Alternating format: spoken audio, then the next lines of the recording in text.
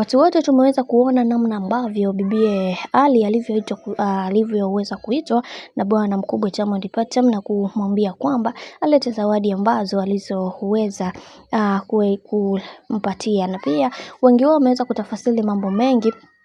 kuhusiana na hivi ambavyo watu wamekuwa wakidai, lakini wengi wao wakasema kwamba kuna vingi hapa tunatakiwa kuweza kujifunza, na tumeweza kuona baadhi ya watu wengi waliweza kufunguka vingi wakisema kwamba kwa hiki kinachoendelea sasa kiukweli yatupaswa kuweza kuwa na makini sana, kwa sababu kuna vingi ambavyo vimeweza kutokea katika maisha na wengi wao walitamani sana kuweza kuvijua vingi, na wengi wao wakasema kwa hiki kinachoendelea sasa Mungu anatakiwa kuweza kusimama imara na kuhakikisha kila kitu kinakwenda kuwa sawa, na pia wengi wao wakasema kwamba kiukweli kuna mengi ya kuweza kujifunza katika hiki, lakini ndo kama hivyo kadri siku zinavyozidi kwenda mambo yanazidi kuwa mengi juu ya hiki ambacho kinachoendelea sasa, na wengi wao wakasema kwamba hapa kuna kitu hakiko sawa, ila tunaamini katika haya ambayo yanayoendelea sasa Mungu atasimama na bibie huyu kuweza kuhakikisha kila kitu kinakwenda kuwa sawa, kwa sababu wamekuwa kimuumiza Zuchu kadri siku zinavyozidi kwenda, jambo ambalo hata watu wengine hawakuweza kupendezewa nalo,